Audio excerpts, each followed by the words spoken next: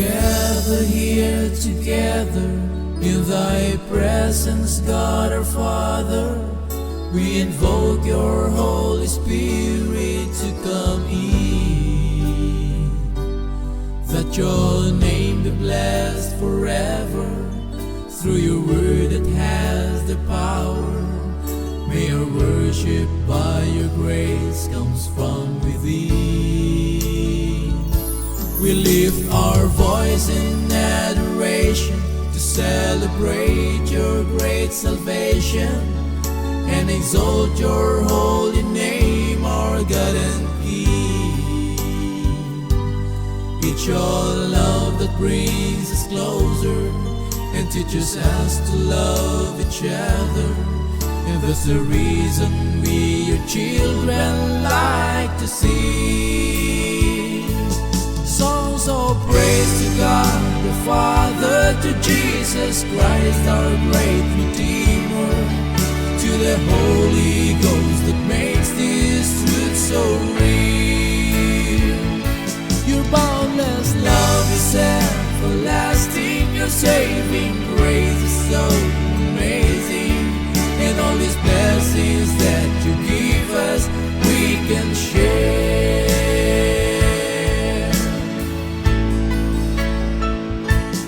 Our Father, blessed be your name. Your kingdom come, your will be done.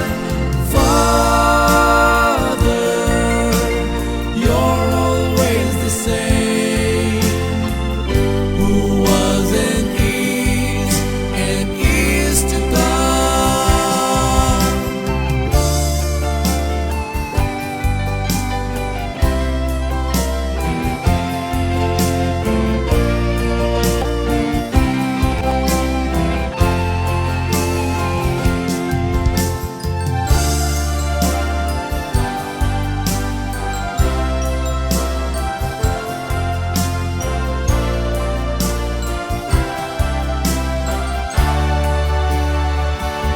Songs of praise to God the Father, to Jesus Christ our great Redeemer, to the Holy Ghost that makes this truth so real.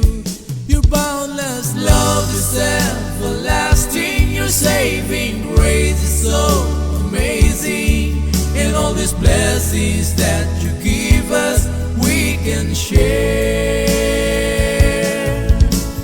Praise to the Father, praise to the Son, praise to the Spirit, praise to the Three in One. Praise to the Father, praise to the Son, praise to the Spirit, praise to the Three in One.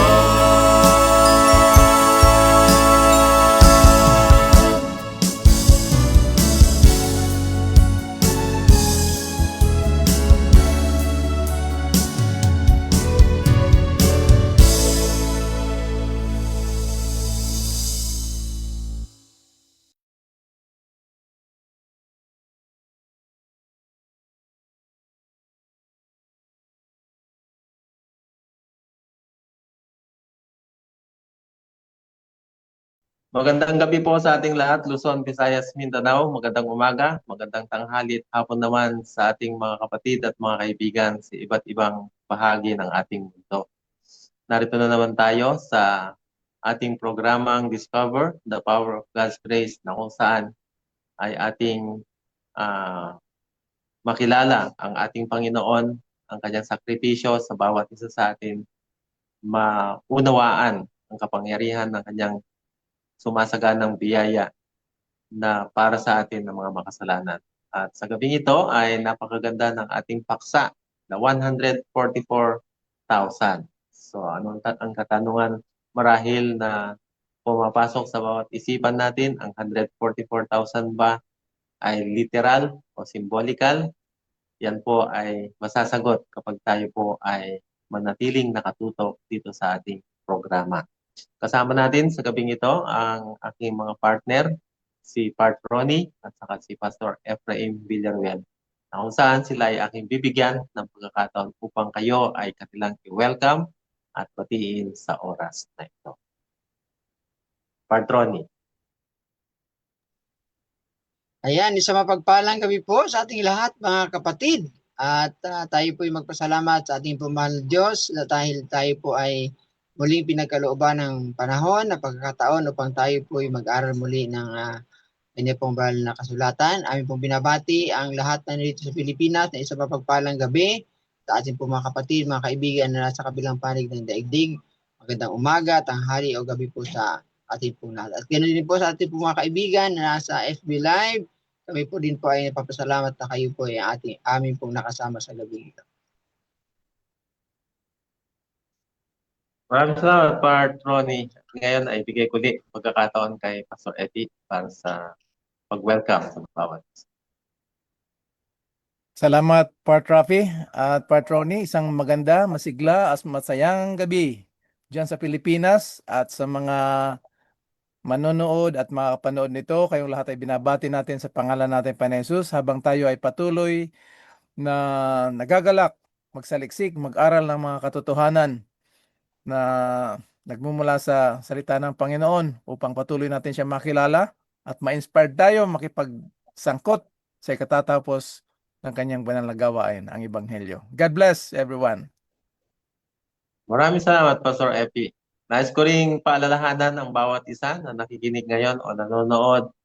Kayo po ay mayroong mga pre-request. Feel free po na yan po ay inyong sulat dyan sa ating chat box. Kung yan ay mabasa at mailapit natin sa Panginoon. Sa mga comments po ninyo, reflections o mga katanungan ay ganun din isulat po ninyo upang mabigyan ng kasagutan ang inyong mga katanungan at ganun din yung mga reflections at comments upang ang bawat isa sa atin ay matuto. At ngayon ay aking pong inaatasan si Part Ronnie na siyang manalangin para sa ating bago tayo magpatuloy sa ating pag-aaral. Ayan, tayo po muli dumulog sa Panginoon mga kapatid. Tayo po ating po ilagak ating po mga sarili sa presensya ng Panginoon.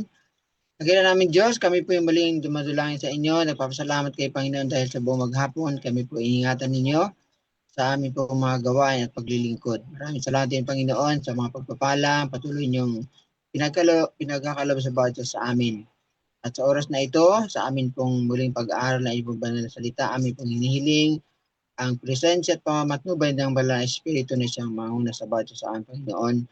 Siya magbukas ng aming pong pangunawa, siya magbukas ng aming pong puso upang hindi lamang po namin mapakinggan ang aming pong pag-aaralan sa gabing ito.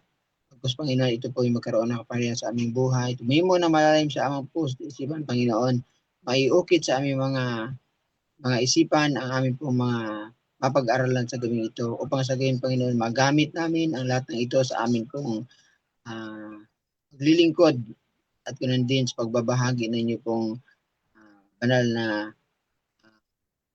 mga salita, Panginoon. Dilingkod namin sa inyo na tulungan ay pong tagapanguna si Part Epe sa kanya pong pagbabahagi, Panginoon. Kayo po ang maitaas na, hindi ang kanyang sarili, Panginoon. At ganoon din, tulungan na ba ito sa amin na magkaroon ng kasigasigan pa na patuloy na makinig at alisin din po ang mga disturbances, mga bagay na siya naging hadlang upang hindi namin mapakinggan at marinig ang inyo pong mensahe sa gabi ito. Maraming salamat, Panginoon. Sa katugunan, namin kayo dalangin ang lahat ng aming pinapasalamatan. Hindi sa aming karapatan, kundi ala-alang sa matamis at makapangyarihang pangalan ng inibugtong na anak, ang aming pong Panginoon sa Kristo. Amen. Amen. Maraming salamat, Part Ronnie, sa panalangin. At ngayon ay akin nang ibigay ang panahon kay Pastor Epi upang ating matutunan kung gaano ba kahalaga ang ating paksa na the 144,000. Kung tayo ba ay bahagi nitong 144,000 na ito at yan ang ating pag-aaralan sa gabi ito. Okay, thank you, Part Rafi. At sa Panginoon tayo magpuri na patuloy niya tayong binibigyan ng pagkakataon upang mag-aral.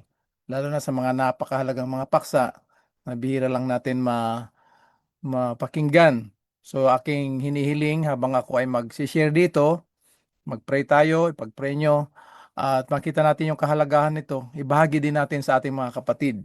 Kasi ito yung isa sa mga paksa sa Bible na it produces more heat than light.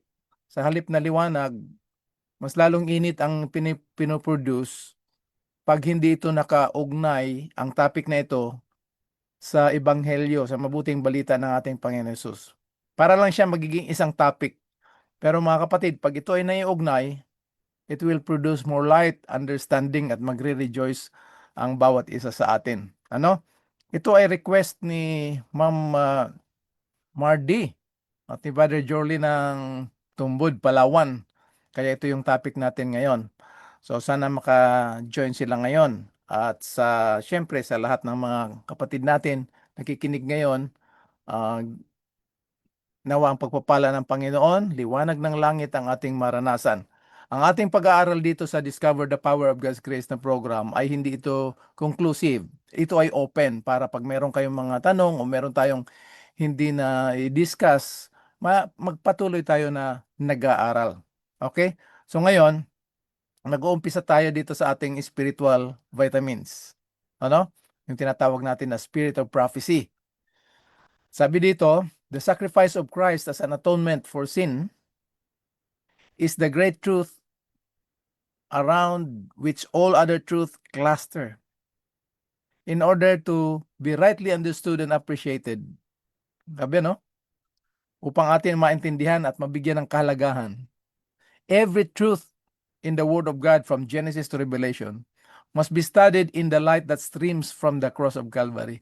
Kaya ngayong gabi mga kapatid, iuugnay natin yan sa everlasting gospel, the message of the cross, yung 144,000. Hindi ito hula-hula o sariling interpretation. We will allow the Bible to interpret itself. No? This is to be the foundation of every discourse given by our ministers, gospel workers, 3:1-5. Tapos niyan, dito naman sa manuscript 1719-01, those who study the Redeemer's wonderful sacrifice, syempre doon yan, ang event niyan doon sa cross, grow in grace and knowledge. This is to be the theme of every discourse. Mga kapatid, yung ating ika-11th fundamental belief, grow in grace, growing in Christ. So mag-umpisa na tayo kasi exciting itong pag-aaral natin. Dito, 144,000 and the everlasting gospel. Anong ugnayan nito at kahulugan at mga characteristics, katangian ng remnant? Ano? Iyan ang pag-aaral natin gabi. Ngayon, 4 na bahagi ito. Kaya lang, uunahin natin ito ngayon kasi request ito, i-identify lang muna natin ngayon yung 144,000 tsaka ilang characteristics. Pero meron pa siyang 3 parts sa mga susunod na yan na pag-aaral. Ano? Unahin natin ito. Pinaka-foundation ito ng sa 144,000. Yung last 3 parts sa mga susunod na yan kasi series itong ginagawa natin. Yung kasunod natin na topic next Thursday ay walking in the Spirit. Remember yung topic natin last time?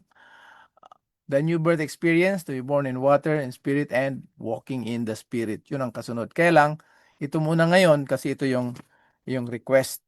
Welcome din natin si Sister Toy Rafael. Kasama natin yan, kaklase natin yan sa Bible at isa na rin siyang magagawa ng ating Panginoon. Purihin ang Panginoon. Ano?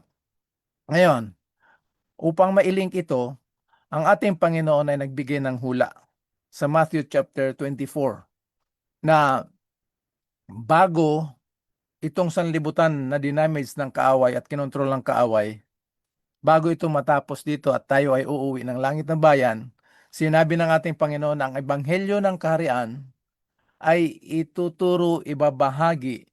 It will be preached in all the world. Hindi lang siya basta preaching.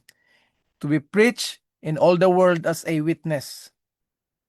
Kita niyo yung kagandahan. So hindi lang siya word, kung hindi yung word na di-demonstrate sa buhay ng mga mananampalataya. Ano? As a witness to all nations.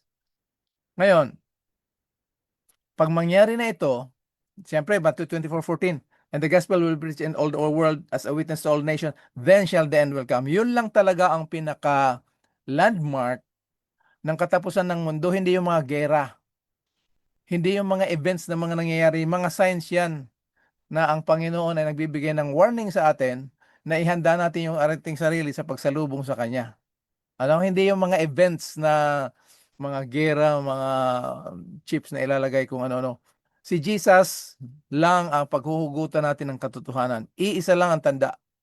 Basahin niyo mga kapatid sa Bible, Matthew 24:14. And this gospel of the kingdom shall be preached in all the world as a witness to all nations. Then shall the end will come.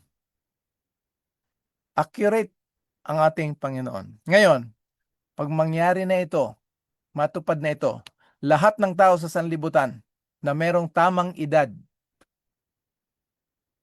pipili siya either for or against Christ. Kasi hindi pwedeng walang uupo sa pader, walang in between, either for or against Christ. Pag itong gospel na ito, Revelation 18:1, matupad na ito sa kanyang bayan. Ang bayan ng Panginoon, hindi lang ito yung isang denomination. Kasi lahat ng mga believers, we are all growing in grace and we will arrive. Uuwi tayo sa isang pananampalataya, isang iglesia. Ngayon, divided tayo sa mga denominations. Pero ang totoo niyan, we are all body of Christ. Isa lang ang katotohanan na pagdadalhan sa atin ng Diyos, ang katotohanan na nandiyan kay Kristo. Pag mangyari ito, hahatiin ng Panginoon, umahati ang buong sanlibutan, sangkatauhan sa dalawang kampo. At dito, dinidescribe ito ng Bible sa dalawang grupo, believers and unbelievers. Pag sinabing unbelievers, hindi ito tumutukoy sa mga hindi nakakaalam. Kasi lahat makakaalam eh. This gospel will be preached in all the world as a witness. Pag sinabing witness, meron nakarinig, nakita, narinig. Aktual na pangyayari. Ano? So, ang mga tao na makasalanan tumanggap, mga taong makasalanan ay hindi tatanggap. Yan, hahatiin talaga ng mensaheng ito, yung everlasting gospel. Ang ibang terminology na ginagamit ni Jesus dito, yung mga kambing at mga tupa. Okay?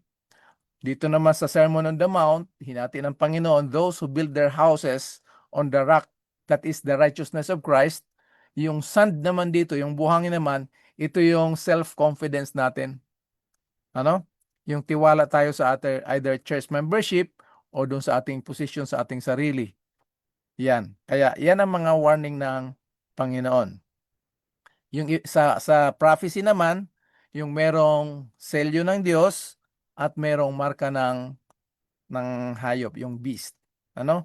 Saka na natin pag-aralan. Medyo advanced kasi ito prophecy. Kaya lang request niya ito. So, ang conclusion dito, sa dalawang grupo, those who belong to God and those who are still ruled by Satan. Yung narinig nila yung gospel pero ayaw pang tumanggap.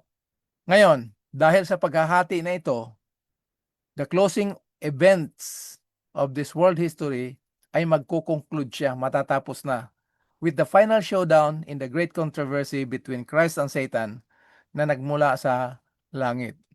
Anong conclusion nito?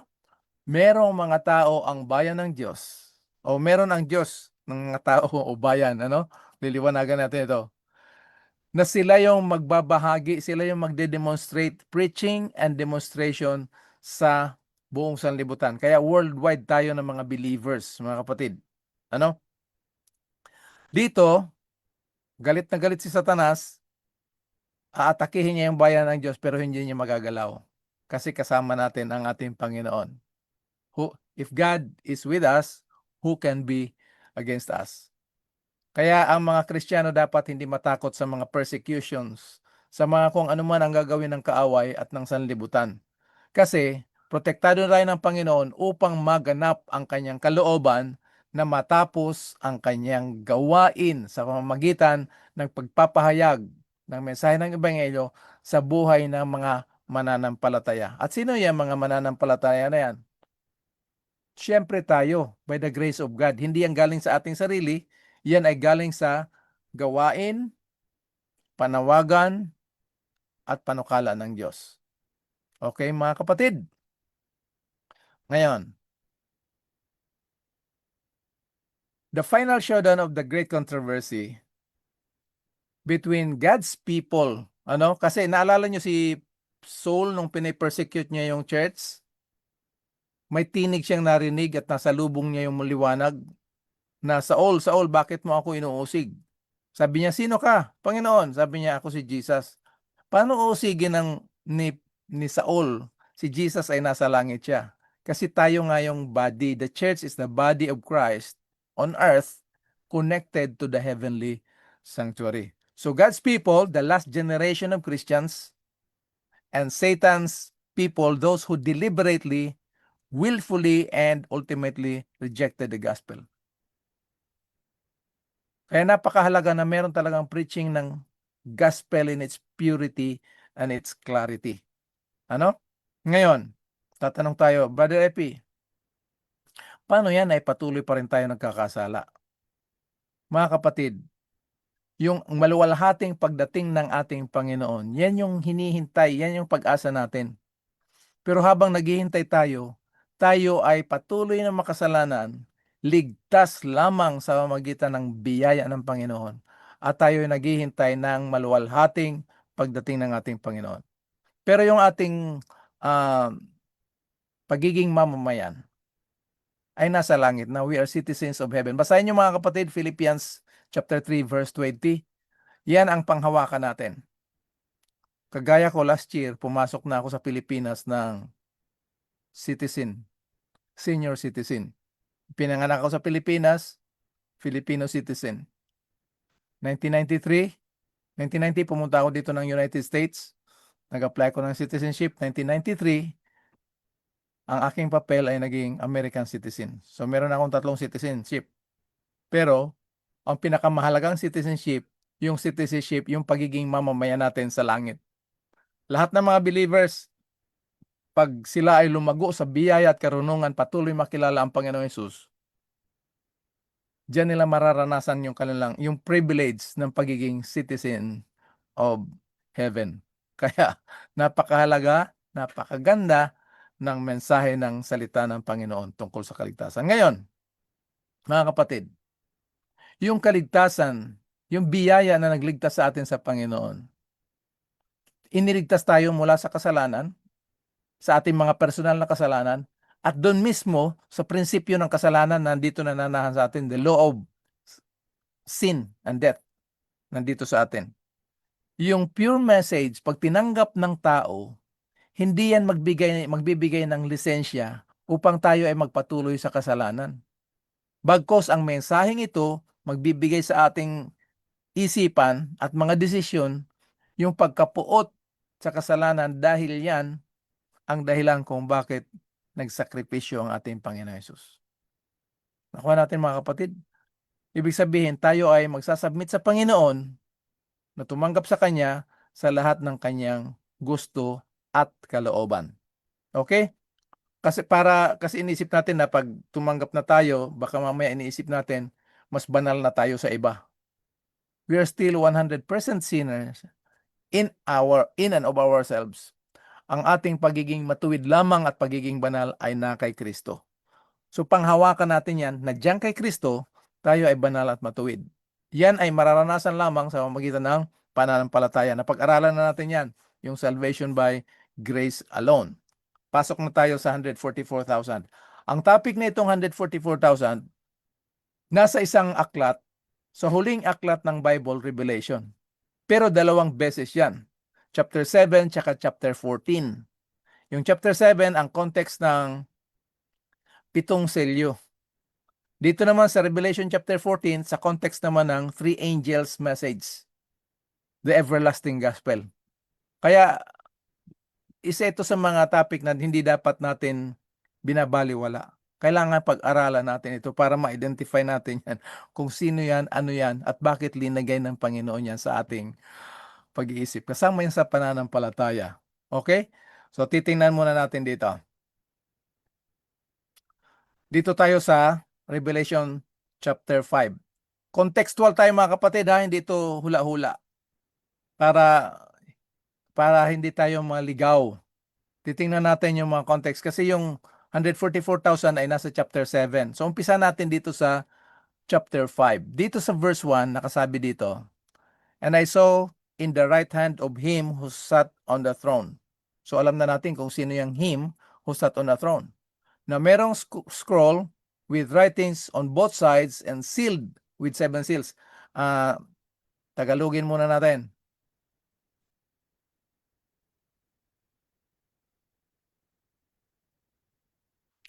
Pagkatapos nito, yung mga events dito sa chapter 4, yung mga worship doon. Di ba may worship sa chapter 4, pinakita yung langit, sino mga nandoon sa chapter 4. Pagdating ng chapter 5, pagkatapos nito, ito yung sinasabi niya na, pagkatapos ng chapter 4, yung events na pinakita ng Diyos kay John the Revelator, nakita ko ang nakarolyong kasulatan na hawak-hawak ng nakaupo sa trono sa kanyang kamay.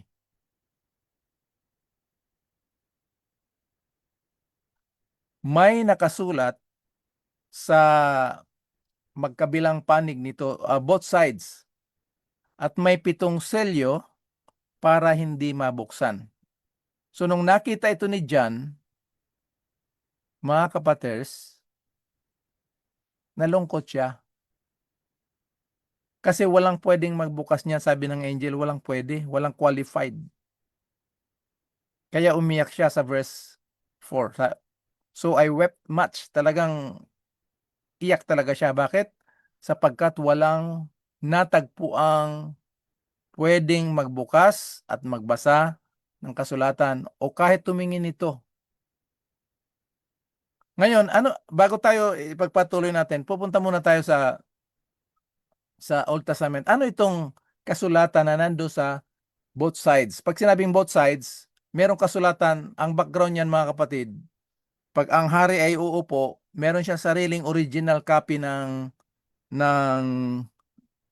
kautusan ng batas ng Diyos. At lahat ng hari, yung batas na binigay ng Diyos bilang hari ng kanyang bayan, kokopyahin niya yon. Titingnan natin yung background sa Old Testament. Anong ibig sabihin itong mga roll naka-scroll, no? Deuteronomy chapter 17 verses 18 to 20. Kung uupo na siya, kasi nung panahon nila Moses, wala pang hari noon. Pero meron ng leader. Para na rin hari si Moses noon. Kaya lang wala pang tinatawag na kingdom at the time, ano? Lilipat yung leadership kay Joshua. So ito yung gagawin pag-transfer ng leadership. Kung uupo na siya sa trono bilang hari, kung pagdating ng panahon may hari, kailangan niyang kopyahin. Yung hari na uupo doon, kokopyahin niya ang mga kautusan ito para sa kanyang sarili sa harapan ng mga pari ng Levita. So pagdating ng panahon, magkakaroon ng leadership, hari na, hindi na yung leader lang na prophet kagaya ni Moses. Siya mismo ang kokopya ng kautusan na binigay ng Diyos. Dapat niya itong ingatan at laging basahin sa buong buhay niya. Sa anong layunin? Para matuto siyang gumalang sa Panginoon na kanyang Diyos at masunod niya ng mabuti ang lahat ng sinasabi ng mga kautusan at mga tuntunin. Bakit? Bakit niya kailangan ito at sumunod sa Diyos? Sa magitan din ng laging pagbabasa nito, makakaiwas siya sa pagyayabang sa kapwa niya Israelita. Alam niyo mga kapatid, bakit kailangan ito? Kumisan, pinagkakatiwalaan tayo ng Diyos sa leadership. Ang danger dahil yung kasalanan, sin is deceitful. Walang ibang dinadaya yan kung hindi yung sarili natin. Nagkakaroon tayo ng sense of ownership. Pag tayo yung leader, lalo na pag tayong leader, nagkakaroon ng sense of ownership, parang ang pakiramdam natin, tayo na yung may-ari. Kaya sabi ito, makakaiwas siya sa pagyayabang sa kapwa niyang Israelita. So siya mismo magsusulat, wala siyang sekretary. At makaiwas siya sa pagsuway sa mga utos ng Panginoon. Kung susundin niyang lahat ito, maghahari siya at ang kanyang angkan ng matagal sa Israel.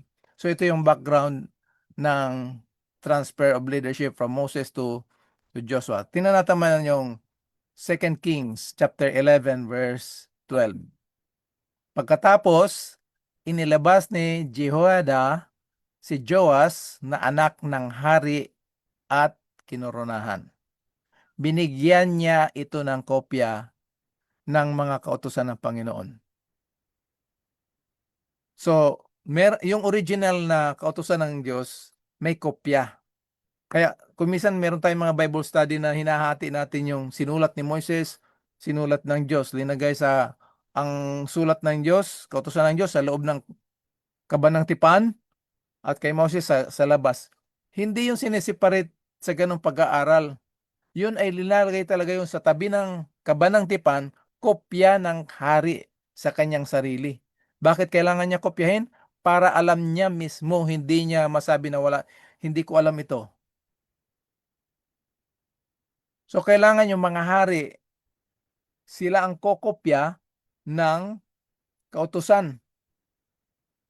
Okay? Para alam nila, hindi sila hindi ko alam yan. So araw-araw babasahin nila yung kautusan ng Diyos, pag-aaralan nila. Deuteronomy chapter 31, 24 to 26. Matapos isulat o kopyahin ng Moises ang isang aklat. So yung sinabi na sinulat ni Moses, hindi si Moses gumawa ng sarili niyang utos. Kinopya niya lang yun bilang isang pangulo ng bayan ng Diyos para alam din ni Moses kung anong ituturo niya. Nakuha natin yung concept nito. So matapos isulat o kopyahin ni Moses ang isang aklat mo, sinabi niya sa mga pari. Mga kapatid, kung meron kayong memory verse contest, pwede nyo idagdag ito. Deuteronomy 31 verse 25. Sinabi niya sa mga pari. Isa sa mga maiksing verses sa Bible. Dalhin nyo ang aklat na ito at itabi, kita nyo, sa kaban ng tipan. Doon talaga ilalagay yan sa gilid. Ngayon, pagdating ng hari, pag ikaw kung sino maghahari, meron siyang original copy ng kautusan ng Diyos at doon sa gilid niya, nandiyan yung kopya. Okay? So ngayon, yun ang nangyari sa nakita ni John. Bakit siya umiyak na walang pwede? Kasi, that time, nung nakita niya sa langit, wala na mga hari eh. So, sinong magbubukas doon? Sino magbabasa? Sino magtuturo? Kita nyo? Ngayon, ang sabi ng angel, Juan, huwag kang umiyak. Huwag kang umiyak. Dahil tingnan mo, nandito yung leon ng tribo ng Juda at ng ugat ni David.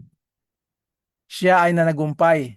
He prevailed to open the book and to loose the 7 seals thereof. Huwag ka nang iiyak. Kasi ang mindset ni John ay earthly pa rin yung mga hari, kaharian. Ngayon, pagdating doon, dahil ang Diyos ay hari ng mga hari, ngayon, ang problema, walang pwedeng magbukas. Pero, sabi ng angel, ng isa sa mga elders, sabi sa kanya, huwag ka nang umiyak. Ito yung solusyon. Ang solusyon, the tribe of Judah. The Lion of the tribe of Judah and the Root of David. Siya yung nanagumpay. Nanagumpay saan? Sa lahat ng kalaban. Hari nga siya eh. So ngayon, pagdating ng chapter 6, ito na yon ang 7 selyo. Ano? Chapter 6 na. Kaya, by chapters tayo. Verses 1 and 2, may kabayong puti, may nakasakay, nakarobe ng puti, may dalang bow, pero wala siyang arrow. Ngayon naman, sa susunod natin pag-aaral, marami pa tayong pag-aaralan nito. Pangalawang kabayo, nakapula. Tapos yung nakasakay, may espada. Pangatlo, naging itim yung kabayo. Mula sa puti, naging pula, tapos naging itim.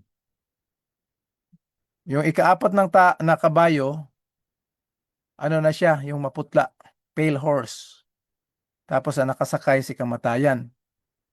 Pagdating ng ikalima, apat na kabayo yan, ano? Nag-change yung picture doon sa persecution, yung mga believers, inusig. Ano? Panglima na yan. Pang-anim, nandyan yung signs of the coming of Christ at saka yung reactions ng mga hindi tumanggap ng Ebanghelyo. So yan yung 6 na selyo. Kala ko 7. Oh, dito sa chapter 6, 6 lang siya. Yung ika-7 nandun sa chapter 8. So ngayon, chapter 6, chapter 8, ano yung nasa gitna? Bakit wala yung chapter 7?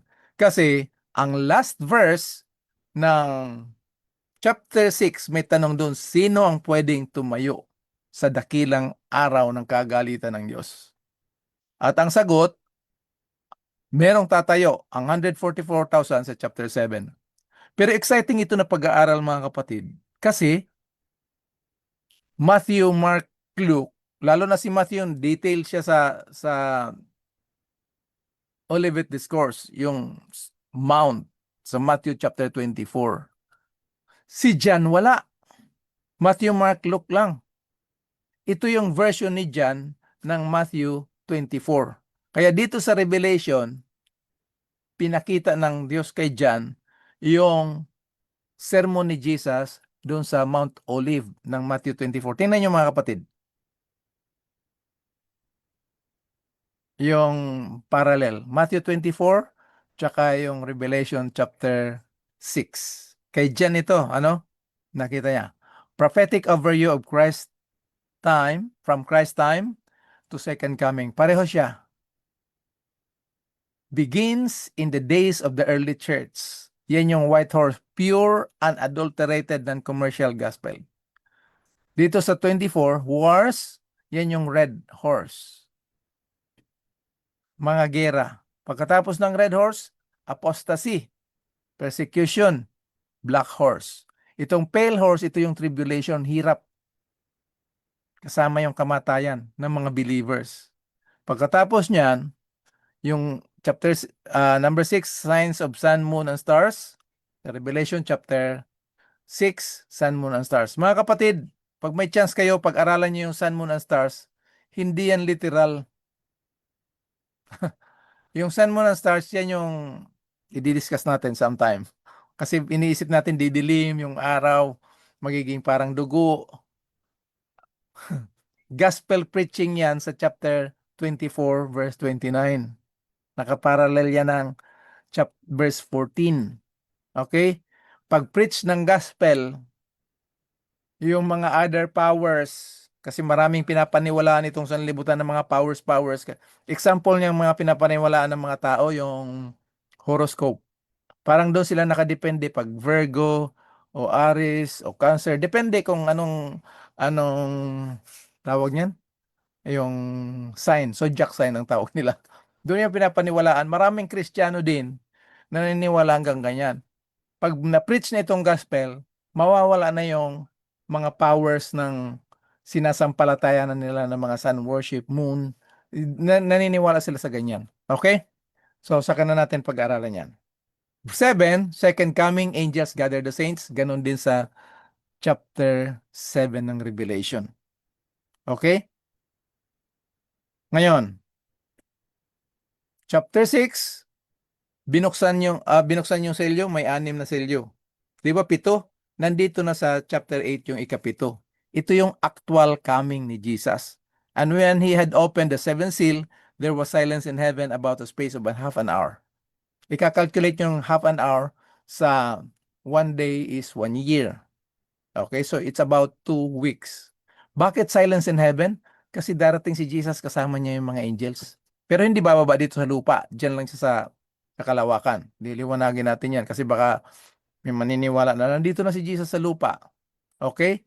Ngayon, yun na yung ika-7 selyo. Dito, sa Revelation chapter 6 verses 12 to 14, ito yung signs ng coming ni Jesus. Tsaka dito sa verses 15 to 17, ito yung reactions ng mga hindi tumanggap. Basahin natin para hindi tayo mawala. And I beheld when he opened the 6th seal, and lo, there was a great earthquake, and the sun became black as sackcloth of goat's hair, and the moon became as blood, and the stars of heaven fell on earth, even as the fig tree casteth her untimely figs, when she is shaken of a mighty wind. And the heaven departed as a scroll, and when it is rolled together, and every mountain and island were moved out of their places. Yan yung signs. Ito yung reactions, verses 15 to 17. And the kings of the earth, and the great men, and the rich men, the chief captains, mighty men, and every bondman, every free man, hid themselves in the dens and in the rocks of the mountains, and said to the mountains and rocks, Fall on us. Sa palagay nyo, makikinig yung mountain sa kanila?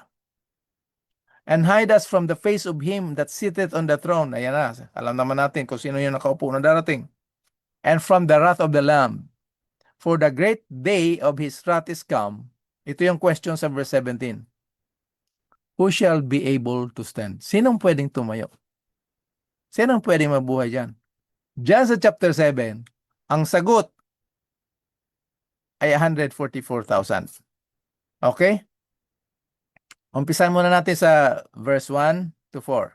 After this, I saw four angels standing in the four corners of the earth. Pag sinabing corners, hindi naman kwadrado yung mundo. Yan yung four winds. Yan yung compass, mga kapatid, ha? Okay. Holding back the four winds of the earth so that no wind, yung wind sa prophecy, yan yung strife, yan yung kaguluhan, tribulation, would blow on the earth or on the sea and on the tree. Napag-aralan na natin ito sa mga ngayon lang nakapakinig. Yung earth talks about mga tao na kokonti. Yung sea, maraming tao, populated area yan. Yung tree, individual. Kagaya ni King Nebuchadnezzar, yung panaginip niya, yung kahoy na malaki, sino yon? Siya pala yon. Ang mga believers naman sa Psalm chapter 1, na pag ikaw ay sumusunod sa lakad ng sa daan ng Panginoon, para kang kahoy na nakatanim sa gilid ng ilog. So pag sinabing tree, individual na tao yan.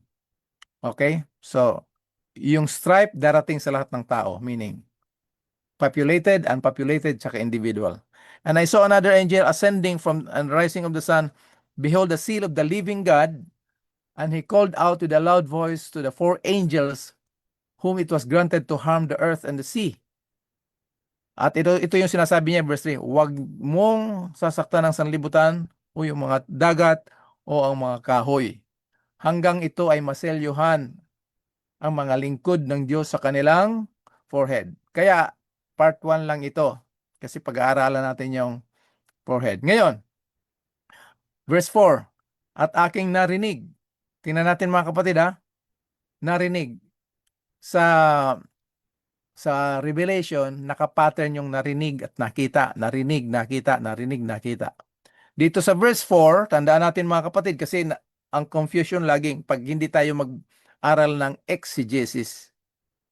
Pagkukuha lang tayo ng isang verse, tapos ikukumpara natin sa iba. Dapat ito exegesis, kung anong sinasabi ng sumulat. Si Janito, narinig niya ang number yung sinelyuhan, 144,000 from the tribe of the sons of Israel. Tandaan natin mga kapatid, hindi to tribe of the sons of Jacob, Israel. Magkaiba ba si Jacob tsaka si Israel? Iisang tao yan, pero magkaiba ang experience. From his birth to his victorious experience in Jesus Christ, yung nakapag-wrestling siya sa angel. Tinanong siya ng angel kasi gusto talaga niyang labanan. Hinawakan siya ng angel dito sa hips. Medyo napilay siya ng konti, nasaktan siya. Surrender siya. No? Sabi ng angel, anong pangalan mo? Jacob. Ngayon, hindi ka na Jacob. Surrender siya eh. So sa pamamagitan ng pagsuko ng ating pagiging makasalanan sa Panginoon, doon tayo makakaranas ng tagumpay. Okay? So tingnan natin yung pattern. Halimbawa, bibigyan ko ng example. Yung pattern ng I heard and I see. Revelation 1, 10 to 12. I was in the spirit of the Lord on the Lord's day, and I heard. Meron siya narinig sa likod niya na malaking tinig na parang trompeta. Tingnan niyo mga kapatid, yung naka-highlight. Narinig niya, malaking tinig ng ano? Trompeta. So ngayon, nagsasalita sa kanya sa verse 11. Pagdating dito sa verse 12, lumingon siya kasi kailangan niya marinig eh. Makita yung narinig niya. Paglingon niya, para tingnan yung tinig na malaki na nagsasalita sa kanya, paglingon niya, nakita niya ay ano? Candelaria. Golden candlesticks. Tumutunog ba yung golden stick? So ang point ko dito mga kapatid, iba yung kanyang narinig, parang trumpeta. Yan ang pinakamalakas at pinaka-unique ng tunog sa lahat ng musical instruments. Nung nakita niya na Candelaria, tumutunog ba yun? Hindi. So mga kapatid, gumagamit ang Panginoon ng mga bagay para makalink at makuha yung attention natin. Okay, so nakita niya yung pattern ng I heard and I saw. Iba yung narinig, iba yung nakita. Pero isa lang ang tinutukoy niyan. Sino? Si Jesus. Nakipag-usap sa kanya. Okay? Sino naman yung I am the Alpha and Omega? Siyempre si Jesus. Oh, di ba? Oh, so nakaintindihan na tayo. Na iisa lang, magkaiba yung narinig at nakita, pero iisa yung object. Punta na natin yung Revelation chapter 7. Balikan natin. So, I heard. So, nakita natin? Ano narinig niya? 144,000 from every tribe of the sons of Israel. Ginamit dito sa verses 5 to 8, Judah, Reuben, magkasunod yan sa 12 tribes, 12,000, 12,000, 12,000, kaya 144,000. Ngayon, pagdating ng verse 9, di ba sa 4 narinig niya? Pagdating ng verse 9, after these things, I look and behold a great multitude. Anong ginagawa? Which no one can number. Sa verse 4, narinig niya yung number. Dito, yung great multitude, walang makapag-number. Of all nation, tribes, people, and tongues standing. Naalala niyo yung everlasting gospel? Saan ano yan? Saan ipipreach? All nations as a witness. Yung three angels message, everlasting gospel, saan ipipreach? Nations, tribe, people, tongues.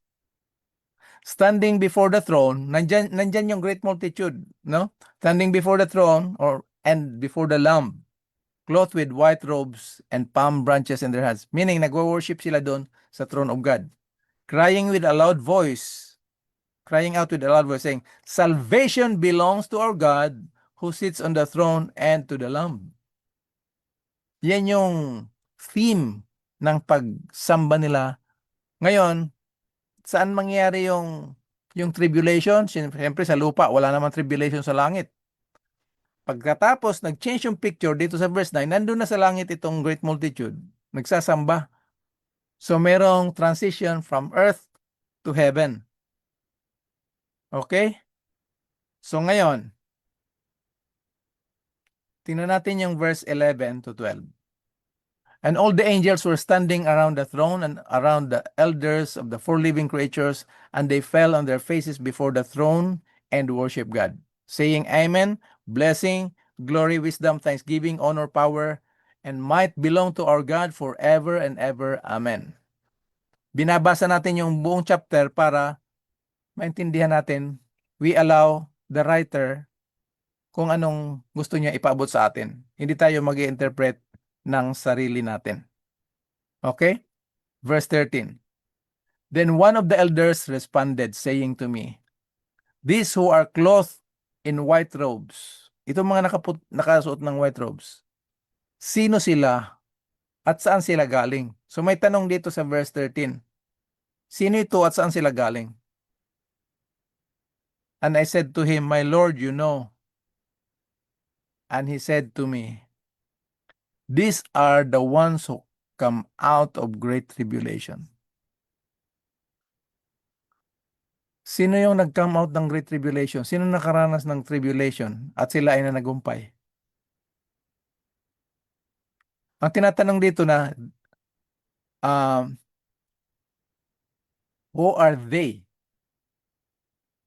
Sino sila? Ang sagot dito, ito sila. Sinong sila? Sila na lumabas sa dakilang yung tribulation, yung malaking kalamidad, kaguluhan. Ano? So may idea na kayo mga kapatid kung sino yung lumabas sa Great Tribulation. and they have washed their robes and made them white in the blood of the Lamb.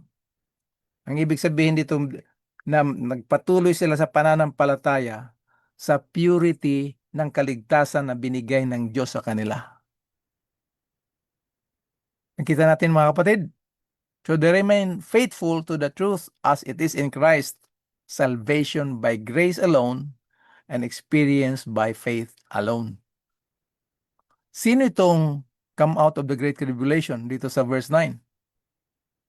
Siyempre, yung 144,000 doon sa lupa. Kaya lang doon sa lupa, yung nag-preach ng gospel, ang resulta ng gospel, doon tumanggap sa iba't ibang lugar, nation, people, kindred, tongues. Tumanggap ng kaligtasan, pagdating ni Jesus, kasama sa langit, nag-worship sila sa the one who sits on the throne of God and the Lamb. Kita natin ang ganda mga kapatid ng mensahe para hindi tayo ma-confuse. So i-conclude na natin ito.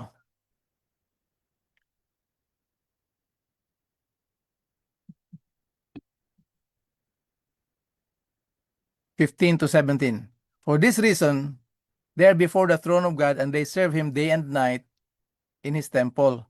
And he who sits on the throne will spread his tabernacle over them. They, yung great multitude na galing sa lupa, sa great tribulation, they will hunger no more, nor thirst anymore, nor will be sun beat down on them, nor any heat. So hindi yan yung init ng araw, kung hindi yung pagpe-penetrate ng panluloko ng mga higher powers. Okay? For the Lamb in the center of the throne will be their shepherd, and will guide them into the springs of life, water of life. And God will wipe every tear from every eyes. Ano itong, yung si Lamb, tingnan niyo mga kapatid si Lamb nasa sentro ng throne. Pero siya yung magiging pastol, shepherd, and will guide them to springs of water of life. Ano yung i-guide sa springs of water of life? Napag-aralan na natin to. The springs of water of life is the Holy Spirit. Ipapakilala ni Jesus yung Holy Spirit na hindi talaga natin siya kilala. Siyempre, naniniwala tayo sa Holy Spirit, pero maraming tao na hindi nag-a-acknowledge ng Holy Spirit. Pagdating doon sa langit, ipapakilala ni Jesus yung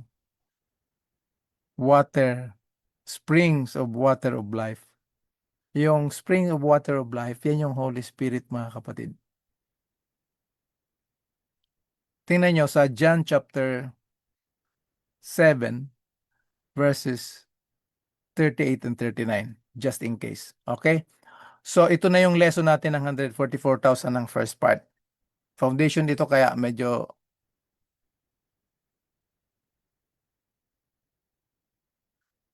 yan.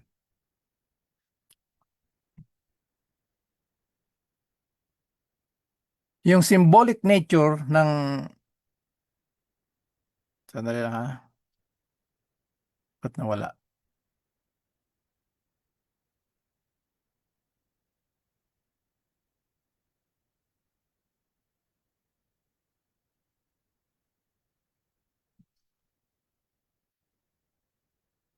Nawala.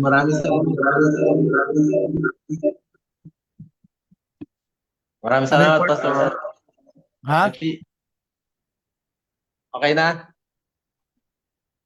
Okay, maraming salamat, Pastor MP. Patroni, baka may katanungan ka.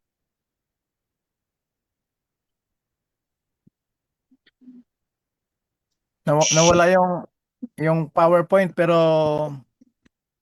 idagdag na lang natin Sige, yan. tuloy-tuloy mo na lang muna. I-share ko. Tatapos na tayo nito, ha?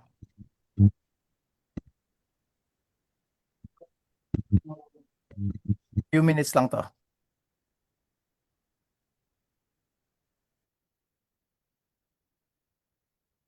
Yan.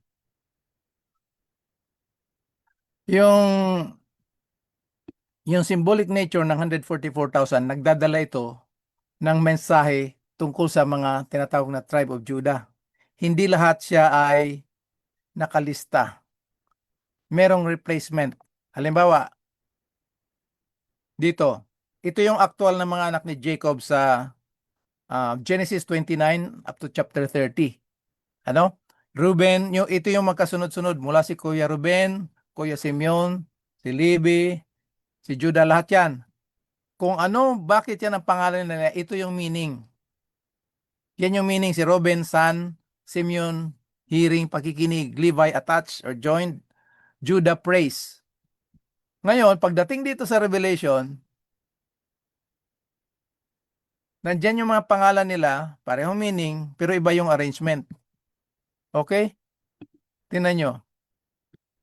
Sino ang tinanggal dito sa mga anak ni Jacob pagdating dito sa children of the tribe of Judah, of Israel? Tinanggal si Dan, ang pinalit si Manases. Anong meaning ng Dan? Judge. Bakit tinanggal si Dan, pinalitan ng Manases? Kasi nga, pagdating doon sa langit, hindi walang judgment doon tungkol kung dadalhin muna ng Diyos ang tao sa langit tapos doon niya i-judge kung maliligtas o hindi. Maling understanding yun, mga kapatid. Yung haharap tayo sa Diyos, i-judge tayo. Pag may makitang kasalanan, yung mga dinadrama-drama natin, mga kapatid, ingatan natin yung paano natin represent ang Panginoon. Kaya ito yung last part ng study natin. Yung 144,000 characteristics yun. Kaya hindi siya literal number. Yung mga pangalan may meaning. Kaya ito yung titingnan natin. Okay? Nandito tayo sa Revelation chapter 7 verses 9 and 10. Ito yung activities dun sa throne of God and the Lamb. Nadadalhin niya tayo sa Holy Spirit, sa ipapakilala sa Holy Spirit, the springs of water of life. John sees the great multitude, sa langit yan great multitude, they praise God. Ano meaning ng praise? Ano yung Judah? They praise God and the Lamb. Nandiyan yung son, si Ruben. Kaya yung arrangement ng pangalan, Judah, Ruben, Gad, Asher, Naphtali. Tingnan nyo sa Revelation chapter 7, verse 4 to 8. Yan yung tropa ng mga anak ni Israel. So, yung nagpupuri sila sa Ama at sa Cordero, the Son. This troop, yan yung God, is extremely Asher happy. Bakit? Because they wrestled the Naphtali with Satan and they overcome him by the blood of the Lamb. Dito ang pasok ni Manase ngayon, yung forget. Pag may chance kayo mga kapatid, tingnan nyo yung bakit yan ang mga pangalan na binigay ng mga anak ni Jacob mula kay Leah, papunta kay Rachel at dun sa mga anak ng mga kanyang mga kasama sa bahay, kasambahay. They forgot, Manasseh, the trials of the great tribulation as they heard Simeon their reward. Forever they will be attached, Levi, to the Lamb, following him wherever he goes. There is higher, Issachar. Binayaran tayo ng dugo ni Jesus para maglingkod doon. Hindi naman niya kailangan paglingkuran, pero bilang response, tugon sa kanyang pagmamahal at pagliligtas, maglilingkod talaga itong 144,000. This higher for them serving God day and night in His temple. He who sits on the throne will dwell among them.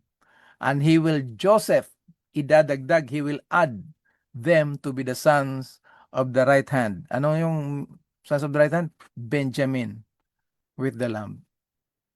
So yung mga pangalan nito ng 12 tribes of Israel, tumutuko yan at tumuturo doon sa mga activities at characteristics na gagawin nila pagdating doon sa langit.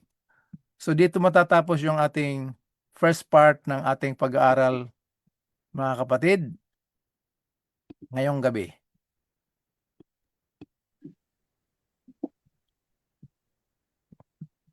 Sana yung stop sharing.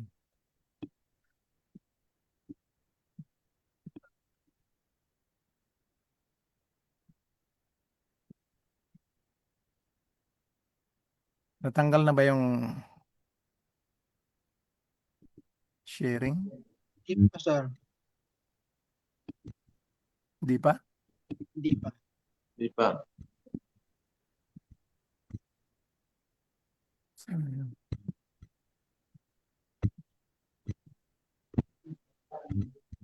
Stop mo, stop mo. May stop mo ba? Tanggalin na lang yung ano. Baka pwede tanggalin ni Rico.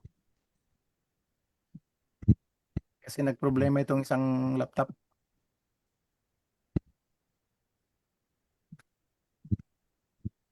Hindi pa natatanggal? Siya pa, Pastor. Di ba, habang Okay lang. tinatanggal ko, may tanong po dito, Pastor. Ah, Ang tanong po dito, kasi nabanggit po niyo doon sa Revelation chapter 7, 1 to 8, saka Revelation chapter 14, 1 to 5. Ito pong 144,000, saka yung great multitude. Ito po ba, Pastor, na dalawang group na tao, ito ay magkaiba po ba sila o magkaparehas lang sila? O sila din po ba yun? sila yon. Kaya binanggit ko kanina yung pattern sa Revelation, yung narinig at nakita. Iba yung narinig, iba yung nakita. Sandali ha, i-out ko muna tong isa para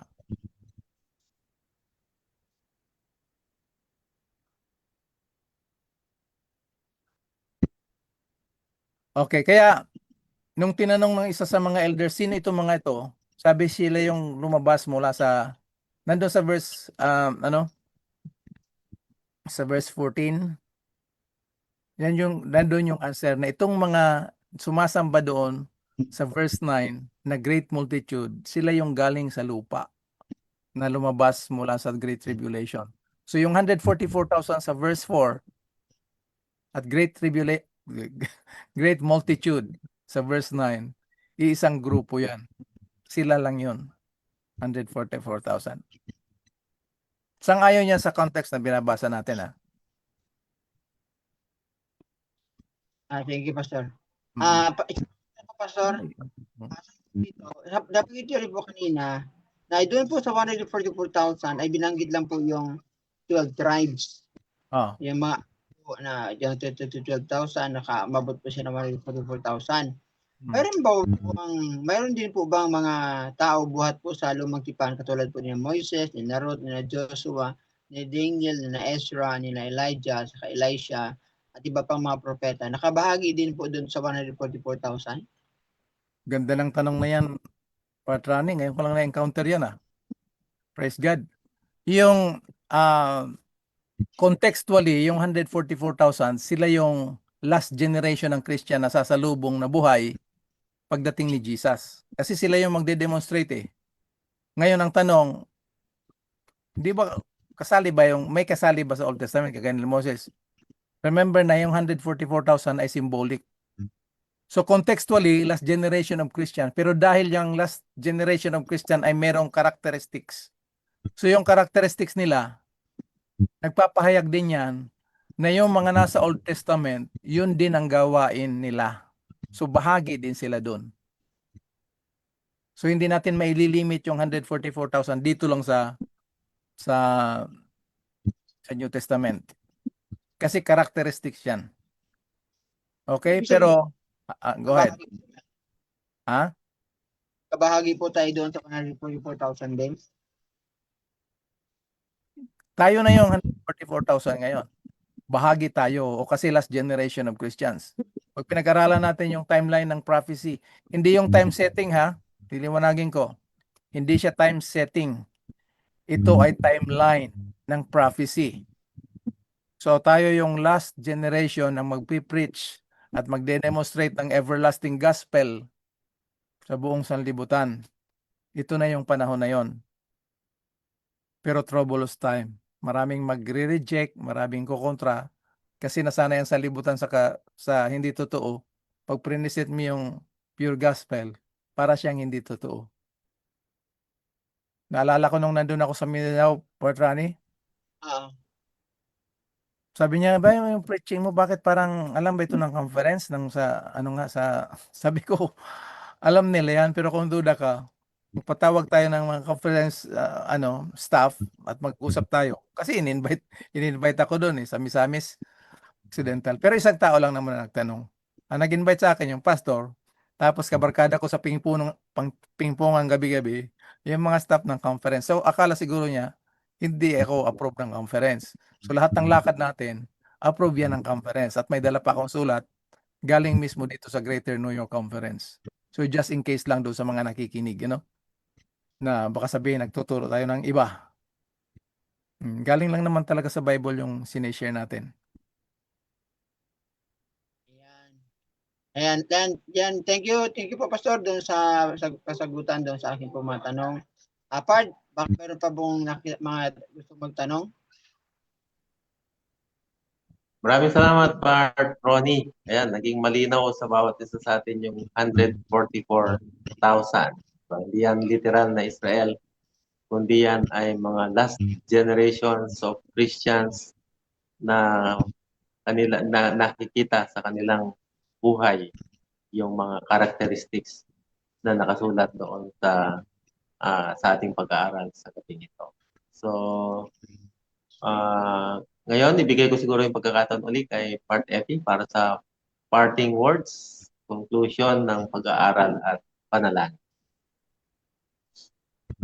Okay. So mga kapatid, nawa ang pagpapala, liwanag ng salita ng Diyos ang matutunan natin ng mahalin. Lalo na dito sa topic natin ng 144,000. Na huwag tayong tatanggap na kahit anong turo, kasama itong pag-aaral natin ngayon, payagan nyo yung sarili nyo, check upin nyo talaga sa Bible, contextually, historically, lahat ng mga angles na pwede natin pag-aralan para hindi tayo malito, hindi tayo madaya. Meron kasi mga nagtuturo na ang 144,000, yung mga singers lang yan. Kasi sila lang yung nakakalam ng kanta sa Revelation 14. Ang context ng Revelation 14 ng 144,000 ay everlasting gospel. So mas maganda at tamang pamamaraan ng pag-aral yung contextual exegesis, hindi eisegesis. Okay? Hindi yung nakita mo sa palagay. Itong pinag-aaral natin hindi siya palagay. Pero ini-encourage ko lahat ng nakikinig na makapakinig, i-check up nyo lagi. I-double check nyo kasi ang teacher natin hindi si Kuya Epi, hindi sino mang pastor. Holy Spirit will guide us into all the truth. What truth? Truth as it is in Christ. So yung parting words ko mga kapatid, lahat ng pag-aaral natin, personal or group studies, always connect it to the light that streams from the cross of Calvary, so that we will grow in grace and in the knowledge of Jesus Christ at hindi tayo malinlang ng kaaway. So salamat sa mga nakikinig. Kita nyo mahalaga ito. Paki-share nyo lang yan sa inyong Facebook. Hindi tayo magmo-monetize o mag-gather ang lahat lang ng pwedeng pahintulutan ng Diyos na nagsasaliksik ng katotohanan. Ito yung pag-aaral natin. Thank you, Part Rapi. Balik sa'yo. Ayan, thank you, Pastor. Merong mga nag-comment dito na nais kong bigyan ng basahin. So si Mayang Bayon, siya ay bumabati sa atin ng magandang gabi, Pastor. Si Derlina Silar Salvan, so blessed with the Word of God. Ayan. Sabi naman ni Brother Roberto Herona, every Thursday night is a blessed night, as this night is the night wherein the Holy Spirit touches our hearts to listen to the Word of God through the submission of the speaker who allowed his life and God-given physical faculties to be used by him and spread the good news in this crucial time of the world's uncertain future. We direly need him, our God, and our coming Savior. Ayan, maraming salamat, Brother Bobby. Ayan, Herona. Sabi naman ni Toy Joy Rafael Cuevas, salamat, Pastor Epi. 144 is the last generation of Christians. Am I right? Ayan po, nasagot na po yung tanong na. Siya ba'y tama doon sa kanyang palagay na yung 144,000 ay the last generation Christians. So, yun yung mga bumati sa atin, Pastor Epi. Tapusin na natin yung ating pag-aaral. Isang napakagandang pag-aaral sa magitan ng panalangin.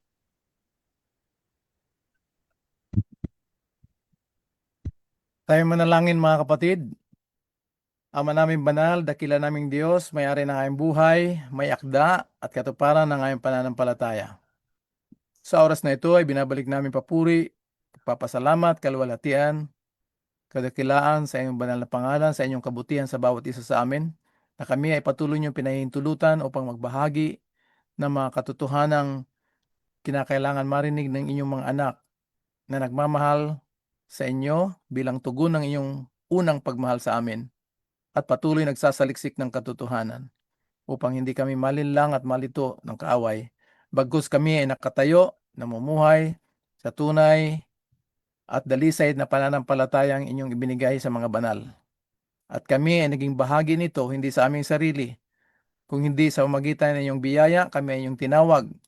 Hindi dahil meron kaming kabutihan sa aming sarili, kung hindi kami ay patuloy niyong gagamitin na magbahagi, magpahayag ng inyong mabuting balita at makisangkot sa ikatatapos ng inyong banal na gawain. Pagpalain, ingatan ang inyong mga anak na nakikinig ngayon at ang kanilang mga pamilya. Sa aming mga kapatid na mayroong mga kahilingan, may mga karamdaman, may mga pangangailangan, aming dinudulog sa inyo, Panginoon, at pinupuri kayo na kayo ang magtutugon ng kanilang pangangailangan sang-ayon sa inyong kalooban upang ito ay maging patutuo muli ng inyong kapangyarihan at patuloy na pag-ibig at pag-aaruga sa bawat isa sa amin bilang inyong mga anak. Sa gabing ito, kami ay pansamantala maghihiwalay-hiwalay. Ang patuloy na inyong biyaya, pag-ibig, at pakikisama ng banal na Espiritu ang siyang maranasan hanggang kami muli ay patuloy mag-aral. Ngunit araw-araw kami ay inyong tinuturuan at ini-inspire magbasa, mag-aral ng inyong banal na salita. Kaya salamat, Panginoon, sa pagtugon sa aming panalangin. Itong lahat ay aming hinihiling, tinanggap, pinapasalamatan sa matamis na pangalan ng inyong bugtong na anak, aming tagapagligtas at mananakop na si Panginoong Hesus. Amen. Ayan, thank you Pastor Epi sa isang napakagandang paglalahad ng ating mensahe sa gabing ito. Na kung saan ay nagkaroon na naman tayo ng napakagandang pag-aaral na ito nawa ay makapagbigay inspirasyon sa atin sa ating pananampalataya sa ating Panginoon. Sa pangalan po ng programang Discover the Power of God's Grace, ay aming iiwan sa inyo ang katagang We love you with the love of the Lord. God bless us.